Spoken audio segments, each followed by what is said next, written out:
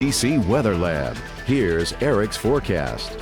As we flip the calendar over to June, it is officially the start of meteorological summer, and it sure felt that way outside today. Temperatures hit 95 degrees here in Lafayette. Feel like temperatures for several hours during the afternoon into those triple digits. A great day to be out at the pool trying to stay cool, or in the shade or out on the waterways here in Acadiana. And it will be another great day to do that again tomorrow as we pretty much repeat that story. The reason for that big area of high pressure continues to be in the northern Gulf of Mexico, suppressing all the thunderstorm activity, just keeping us with lots of sunshine. We did have some clouds work their way in across our area. We do have some showers and storms working their way through the Great Lakes. Those will push into the mid-Atlantic region for our Sunday. That's then also draping a front down through Missouri. This could eventually backdoor and bring us a chance for some showers, maybe late afternoon on Monday into Monday evening, but only then. Looking at a 20% chance that we do have some showers by Dallas, but those are going to run out of steam and fizzle out as they kind of make their run towards us during the overnight hours. But closer to the home, we can see just plenty of sunshine today.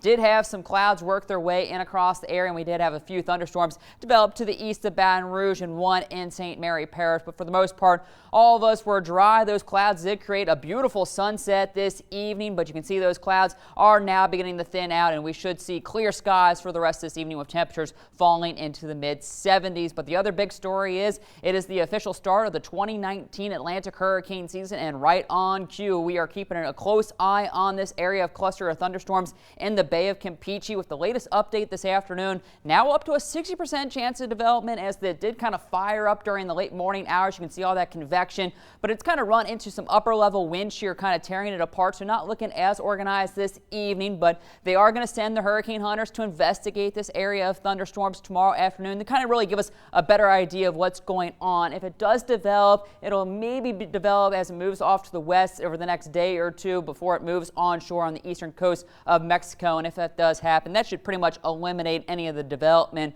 But it is going to bring heavy rain throughout much of eastern Mexico, and then that'll work their way up into Texas and eventually could increase our rain chances by the mid and end part of the upcoming work week. But in the meantime, just hot and dry weather continues to be the story, waking up to a mix of sun and clouds pretty much through the afternoon. Very similar to today. You do see maybe a 10-20% chance for that spotty shower or storm to develop down along the Gulf Coast, but you can see most of us do stay dry throughout most of our Sunday, with those temperatures getting back into those mid-90s and feeling like the triple digits. Similar story for our Monday, starting off with those dry conditions during the afternoon. Could have one or two isolated showers fire up with the heating of the day. And as that front tries to work through, could provide just a little bit more lift to get a few more showers going. So that's why we'll go 20% chance for maybe an isolated shower. And if you do get one of these, they could produce some very brief heavy downpours, maybe a rumble of thunder and maybe some gusty winds, but they shouldn't last more than 20-30 minutes before they kind of rain themselves out.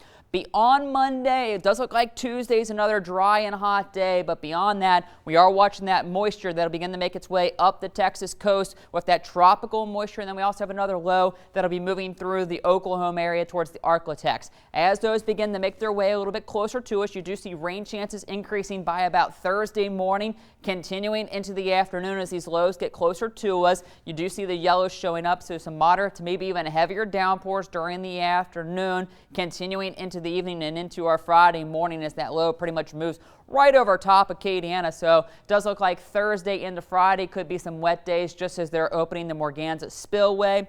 And then that should begin to move off to the east by Friday afternoon. All said and done, we could get 1 to maybe 3 inches of rain, but we've been relatively dry, so we could actually use a little bit of rain, at least through most of Acadiana, but not along the river system, as it does look like that could provide a little extra rain that they don't need in the Mississippi River. But for the rest of this evening, we'll just call it a very summer night. Warm and muggy, 74 for that overnight low, some clouds developing through the overnight. And then for your Sunday fun day, a great day to head out to the pool and try and cool off.